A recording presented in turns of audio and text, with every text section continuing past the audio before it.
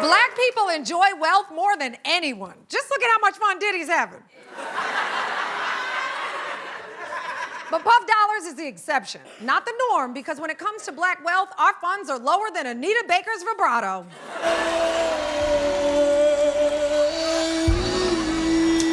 The average black family does have just 10% of the wealth of the average white family. Median black household wealth could hit zero by 2053. Wow, $0 by 2053? F, get rich or die trying. With that net worth, you can't even afford to die. Hell, I can barely afford this set. I'm looking for a roommate right now.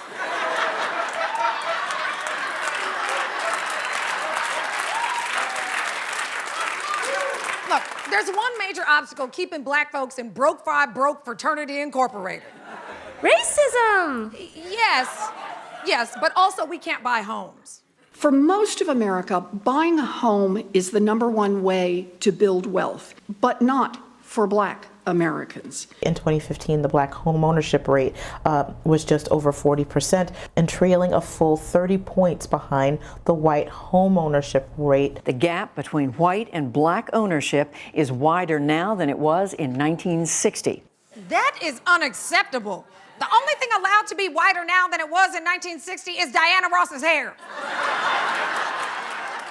And here's the reason that gap is as wide as the river keeping Diana away from you. In almost every city in America, African Americans and Latinos were denied home loans at higher rates than whites. Black applicants were less likely to get a home purchase loan regardless of income. And that's just the facts. I mean, I'm on TV and I can't... Hey, can you keep it down? Keep it down. Wait. I'm sorry. Who are you? Oh, I'm your new roommate.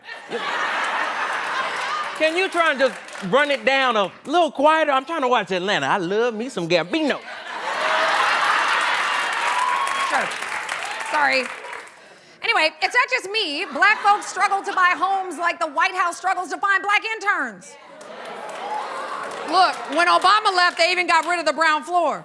Rochelle Fayoul moved to Philadelphia in 2015, hoping to buy a home. She made a good income as a computer programmer. I got shot down left and right. She asked her girlfriend, Hanako Franz, who is half white and half Japanese, to apply with her. Franz was working part-time. One of her most recent bi-weekly paychecks was $162. Fayoul and Franz closed on their house a few weeks after Franz signed on. I needed to have a white person or someone who's white adjacent vouch for me. White adjacent? Oh, is that what Eminem is?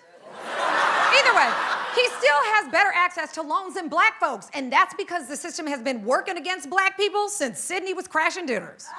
The 1968 Fair Housing Act was a response to redlining, a racist lending practice where the federal government colored minority neighborhoods red on maps, labeling them hazardous to lend in. In 1977, President Carter went further with the Community Reinvestment Act, requiring banks to lend to qualified borrowers in low-income communities.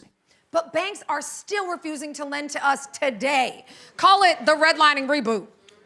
It's like Mel Gibson's career. They try to repackage it as good, but it's just as racist as ever.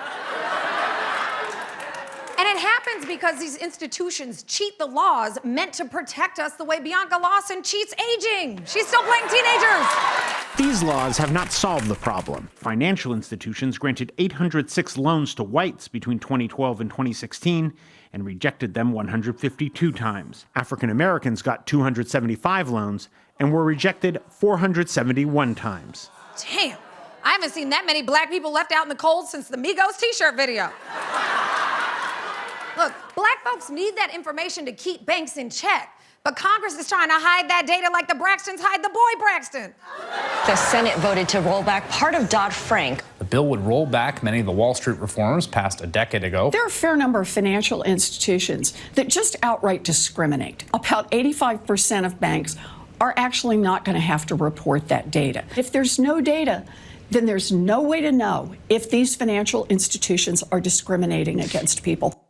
So we know banks discriminate, and the Senate just made it easier for them to do it. It's like giving Plankton the keys to the Krusty Krab. You know he's going in there to steal all the Krabby Patties. Would you do that? Look, And it's not just the usual Republicans marginalizing black folks this time. It's also Democrat politicians that we've supported, like America's Spanish-speaking stepdad, Tim Kaine, and Doug, 98% of black women voted for me, Jones. They're supposed to ride for us, but they got off that tandem bike a couple blocks ago. They need to get back to representing us, because without home loans, black people will never be able... Robin, how much longer are you gonna be, huh? I got people coming over. No, I'll finish now. We'll be right back.